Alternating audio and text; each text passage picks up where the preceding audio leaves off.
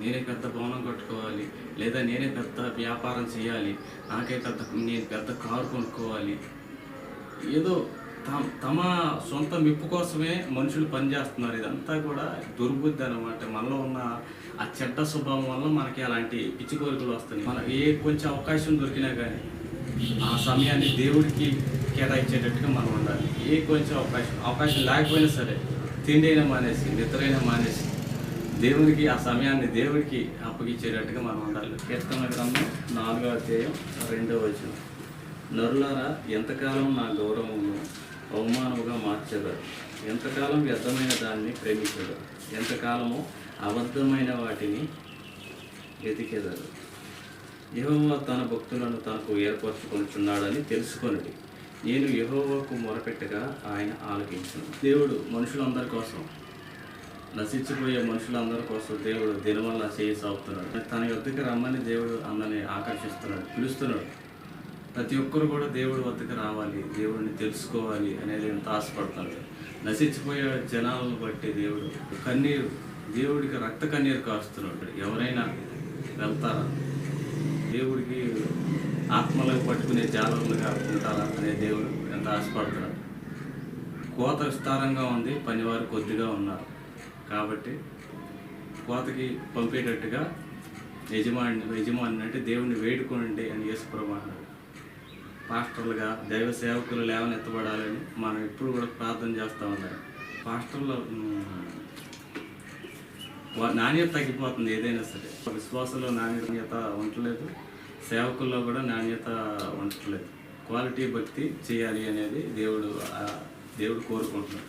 మనం లోతైన భక్తి అనుభవంలో ఉంటేనే మనం బయటికి వెళ్ళి మనం స్వార్థ చెప్పినా, మన ఏదైనా సరే ఆత్మ రక్షించబడాలంటే మనం ముందర లోతైన భక్తులకి మనం వెళ్ళాలి. దేవుని స్తుతించడం ద్వారా, ఎక్కువగా ఆయన ఆరాధించడం ద్వారా మనం లోతైన భక్తి అనుభవంలోకి వెళ్తాం. తద్వారా ఎంతోమంది ఆత్మలు మన ద్వారా రక్షణలోకి వస్తారు. కానీ మనుషులు ఇక్కడ దేవుడు ఏంటంటే మనుషుల కోసం తాపత్రయ పడుతున్నారు, వాళ్ళ కోసం రక్త కన్నీరు కారుస్తున్నాడు. దేవుడు ఎవరినన్నా పలానా వ్యక్తిని వాడుకున్నామంటే వాళ్ళేమో సొంత మార్గాల్లో వెళ్ళిపోతున్నారు. సొంత మార్గాలు అవే దేవుడి మార్గాలు అన్నట్టుగా వాళ్ళు వెళ్ళిపోతున్నారు. ఎవరి దారిని వాళ్ళు వెళ్ళిపోతున్నారు, అదే కరెక్ట్ అన్నట్టుగా వెళ్ళిపోతున్నారు. భక్తిపరులు నేను వాళ్ళ గురించి చెబుతున్నాను. ఎవరి దారి వాళ్ళు వెళ్ళిపోతున్నారు, అదే కరెక్ట్, దేవుడిని నడిపింపు అని వెళ్ళిపోతున్నారు. కానీ అది దేవుడి నడిపింపు కాదు, అది కానీ వాళ్ళు సొంత మార్గాల్లో వెళ్ళిపోతున్నారు. కాబట్టే దేవుడు పని చేయట్లేదు. ఆత్మీయ కొట్టిబారిన స్థితి ప్రతి చోట ఉంటుంది. విశ్వాసంలో ఉంటుంది, సేవకుల్లో ఉంటుంది, సంఘంలో, కుటుంబాల్లో అంతా కూడా మొత్తం ఎండిపోయిన అనుభవం, ఆత్మీయంగా ఎండిపోయిన స్థితి. ఎందుకంటే దైవ చిత్తాన్ని మనం మన సొంత విధానాల్లో వెళ్ళిపోతున్నాం.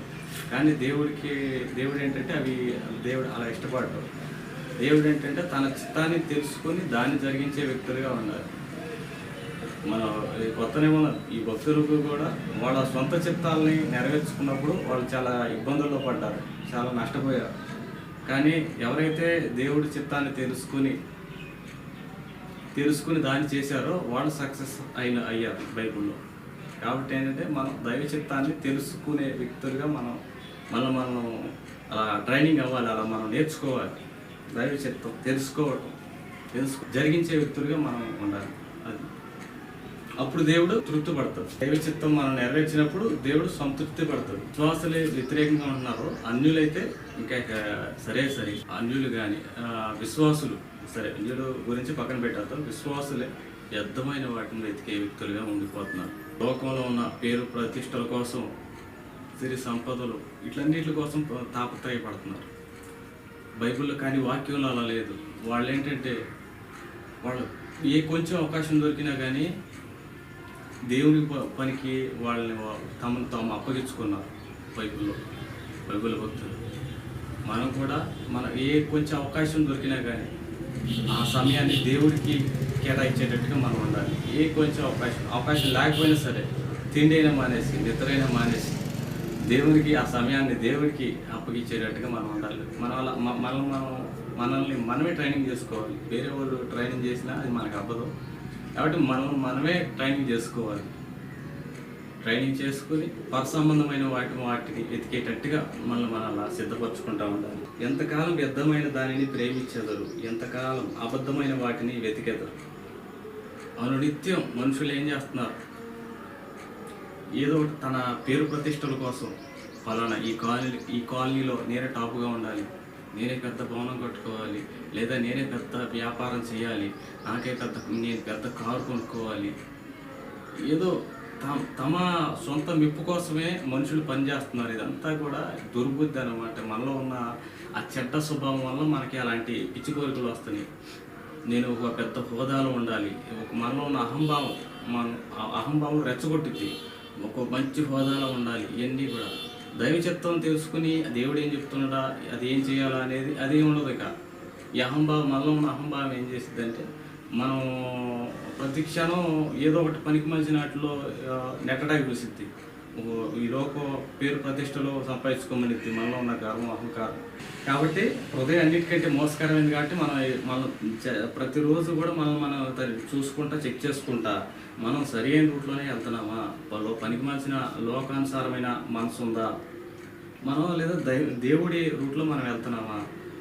ఒకవేళ వెళ్తుంటే ఎంత శాతం వెళ్తున్నాం, పూర్తిగా దేవుడి రూట్లో నడిపించబడుతున్నావా, లేదా మనలో ఇంకా లోకం ఉందా. మనలో లోకం ఉంటే మనలో భక్తి తగ్గిపోయింది, మన భక్తి క్వాలిటీ తగ్గిపోయింది. 100 అంతలు ఫలించే ఆ అనుభవంలో కాకుండా 30 అంతలు, 20 అంతలు, 10 అంతలు ఫలించే అనుభవంలో ఉండిపోతాం. మనం లోకాన్ని మనం ఎంతైతే దూరపరచుకోగలుగుతామో అంతగా మనం దేవుడికి దగ్గరయ్యే అవకాశం ఉంటుంది. కాబట్టి ఆ లోకానుసారమైన మనసు అనేది మనం తీసివేసుకునేటట్టుగా మనం ఉండాలి. మనం తీసివేసుకోలేని పక్షంలో దేవుడిని అలా అడుగుతూ ఉండాలి. ఉపవాసాలు ఉండి దేవుడిని మనం ఎక్కువగా అడుగుతూ ఉంటే దేవుడు ఈరోజు కాకపోయినా రేపు కాకపోయినా రాబోయే రోజుల్లో ఏదో ఒక రోజు దేవుడు మనలో ఉన్న ఆ పనికి మార్చిన ఆ చెత్త ఉద్దేశాలు, ఆ తలంపులు, ఆ కోరికలన్నీ తీసివేస్తాడు దేవుడు. ఒక రోజు కాకపోయినా ఒక రోజు అయినా సరే. అంటే నేను 4 రోజులు నేను ఉపవాసాలు ఉన్నాను అయినా కానీ నాకు దేవుడు తీసేయలేదు అనేసి నిరుత్సాహపడాల్సిన పని లేదు. కొందరికి దేవుడు 3 సంవత్సరాలు పెట్టవచ్చు, కొందరికి 4 సంవత్సరాలు పట్టిద్ది. కాస్త అటు ఇటుగా పడతా ఉంటుంది. మన ప్రయత్నం మనం చేయాలి. దేవుడు మనలో, ప్రభువా నాకు ఈ లోకానుసారమైన మనసు ఉంది, దీన్ని తొలగించు, దీన్ని తొలగిస్తే నేను నీ వైపు నాయన, నీ రూట్లో పరిపూర్ణత వైపు నేను నడుస్తా. నువ్వు కానీ ప్రభువా నాలో ఈ పనికి మాల్సిన ఈ కోరికలు కానీ తీసివేయకపోతే, ఆ స్వభావంగా నువ్వు తీసివేయకపోతే నా సొంత దారిలోనే, ఈ సొంత మార్గంలోనే నేను నడవాల్సి వచ్చింది ప్రభువా. పరిపూర్ణంగా నీలో నడవలేను, పరిపూర్ణంగా నీ మార్గంలో నడవలేను. కాబట్టి నాలో ఉన్న ఈ చెడ్డ గుణాన్ని తీసివేసే ప్రభు, అప్పుడు పరిపూర్ణంగా నీ మార్గంలో నడుస్తాను లోపాలు లేకుండా అనేసి మీరు ప్రార్థన చేసుకుంటా ఉంటే ఏదో ఒక రోజు దేవుడు కొన్ని సంవత్సరాలకైనా సరే మీరు చేయగా పట్టుబట్టి చేయగా దేవుడు అది తీసేస్తాడు. దైవశక్తితో బాగా నింపబడినప్పుడు దేవుడు ఎక్కువగా స్పందిస్తాడు మన విషయంలో. స్పందించి దాని అంతేంటో దేవుడు తీరుస్తాడు. దేవుని స్తోత్రం. హల్లెలూయా.